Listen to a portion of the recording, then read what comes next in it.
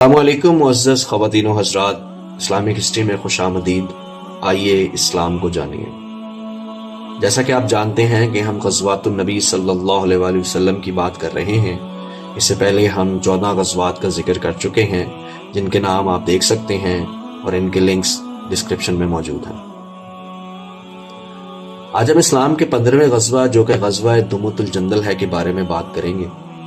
دموت الجندل کی مہم ربیع الاول 5 ہجری 626 عیسوی میں ہوئی تھی اور اس کا رخ شمالی جزیرہ نما عرب میں واقع ایک دور دراز علاقے کی طرف تھا۔ دموت الجندل مدینہ کے شمال میں تقریباً 800 کلومیٹر دور تھا۔ یہ موجودہ اردن اور سعودی عرب سرحد کے قریب شام کے راستے پر واقع تھا اور عرب قبائل کا ایک اہم تجارتی مرکز بھی تھا۔ دموت الجندل کے آس پاس کے علاقے میں کئی خانہ بدوش قبائل تھے جو اکثر قافلوں پر چھاپے مارتے تھے اور مدینہ میں مسلمانوں کے لیے ممکنہ خطرہ تھے، اور یہ اطلاعات بھی تھیں کہ یہ قبائل مدینہ پر حملہ بھی کرنے کی منصوبہ بندی کر رہے ہیں۔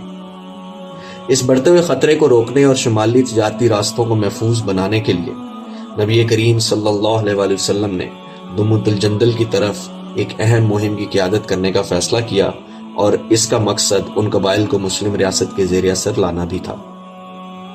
نبی کریم صلی اللہ علیہ وآلہ وسلم نے اس مہم کے لیے تقریباً 1000 آدمیوں کی فوج کو جمع کیا، کیونکہ یہ صحرائی راستہ تھا اور ایک طویل اور مشکل سفر بھی تھا۔ مسلمانوں نے تیزی سے سفر کرتے ہوئے دموت الجندل تک کا فاصلہ تقریباً 15 دنوں میں طے کیا۔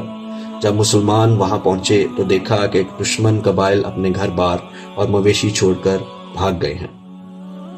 مسلمانوں کی اچانک آمد سے قبائل میں خوف و ہراس پھیل گیا، جس سے وہ منتشر ہو گئے۔ مسلمان کئی دن تک اس علاقے میں رہے۔ ان کے قیام کے دوران نبی کریم صلی اللہ علیہ وآلہ وسلم نے علاقے کی تلاشی کے لیے دستے بھیجے اور اس علاقے کو مسلمانوں کے لیے محفوظ بنایا۔ اگرچہ کوئی بڑی جنگ نہیں ہوئی تھی، لیکن یہ مہم اپنے مقصد کے حصول میں کامیاب رہی۔ علاقے کے قبائل نے مسلمانوں کی طاقت سے خوف زدہ ہو کر مدینے پر حملہ کرنے کی منصوبہ بندی ترک کر دی۔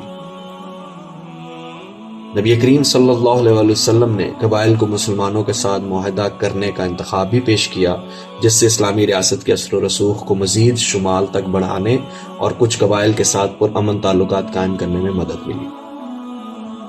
اس مہم نے دور دراز کے قبائل کو ایک واضح پیغام بھیجا کہ مسلمان اپنی طاقت کو مدینہ سے بھی آگے بڑھا سکتے ہیں۔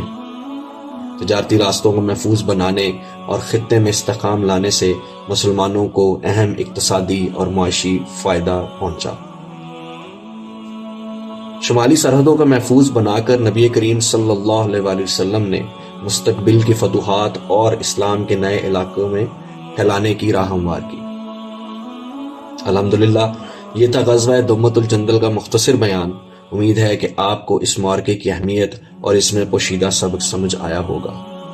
اگر آپ کو یہ ویڈیو پسند آئی ہو تو براہ کرم لائک اور سبسکرائب کریں اور اپنے دوستوں کے ساتھ بھی شیئر کریں تاکہ وہ بھی اسلام کی تاریخ سے آگاہ ہو سکے۔